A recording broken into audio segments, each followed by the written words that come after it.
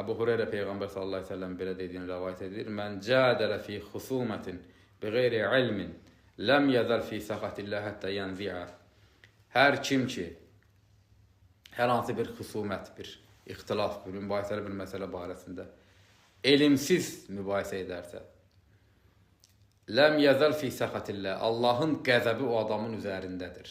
Ta o vaxta qədər ki, hətta yənzi'a, yəni özünü ondan bir kənara çəksin, etiraf etsin ki, səhv edirəm. Tövbə etsin, boynuna alsın ki, elmim yox idi, ağzıma gələni danışırdım. Bunu etməyənə qədər Allah Azza və Cəllənin qəzəbi həmən o adamın üzərindədir. Kimin? Elimsiz mübahisə edən adamın.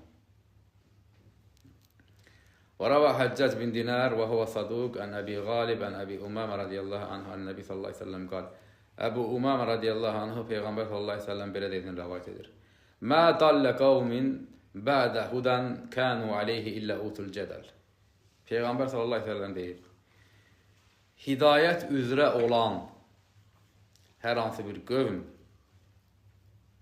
hidayətdən sonra sapıqlığa yalnız cədəllə düşür. Baxsan insan toplumdur, normal bir toplumdur. Sonra görsən azdılar. Niyə? Cədəlləşdilər. Din barəsində mübahisə etdilər. Çünki mübahisə edəndə insanın nəfsi qarışır. 10 nəfər bir dənə mübahisə mövzusu açaq, nəfsimiz qarışacaq, axırda duranda 5-5 çıxıb gedəcək. 5'imiz deyəcək, biz deyəndə, 5'imiz deyəcək, biz deyəndə, elimsiz cədəl parçalayacaq.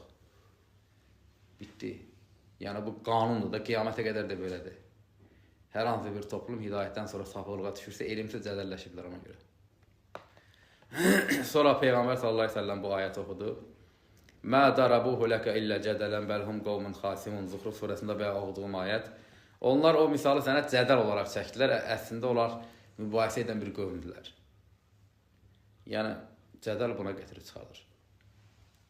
Hidayətdən sonra sapıqlığa düşən qövm cədəllə sapıqlığa düşür. Və yurvə an Nəbi sallallahu aleyhi ve sellem, Peyğəmbər sallallahu aleyhi ve sellemdən rəvayət edilir, deyir ki, İnnə əxfəfə mə əxafə alə ümməti zəllətul alim və cidalil münafiq bil Qur'an və dünyətun təktə ənəqəkum. Deyir ki, sizin üçün qorxduğum, ümmətim üçün qorxduğum ən qorxulu şey bunlardır.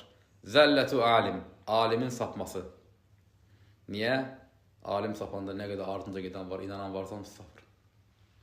Və cidalil münafiq bil Qur'an, münafiqin Quranla cədəlləşməsi. Münafiqdir, ayətlərlə cədəlləşir.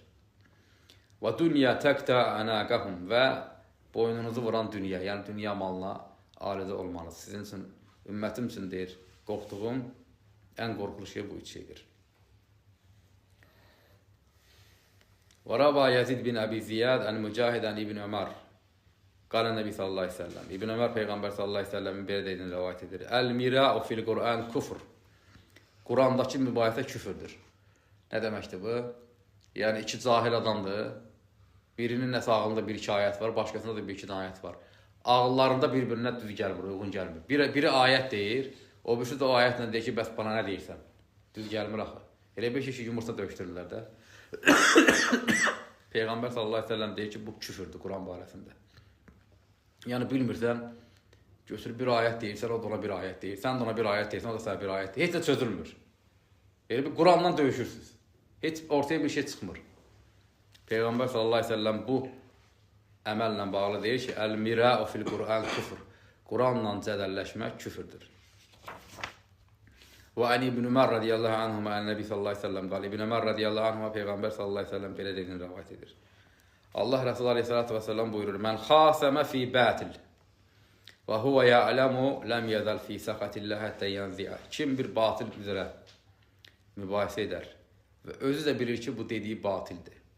Ancaq nəfsinə görə gedir, durmur, mübahisə edir. Allahın qəzəbi o adamın üzərindədir, ta o vaxta qədər ki, özü bunu etiraf etsin, desin ki, bilirdim. Belə insan tipləri də insan bilir ki, dediyi şey batildir, deyir yəni nəyəsə görə. Və bu kəbərdir, böyük günahlardan ne? Çünki Allah qəzəblənir elə insana. Allah bir insana qəzəblənirsə, demək ki, o insan böyük günah sahibidir.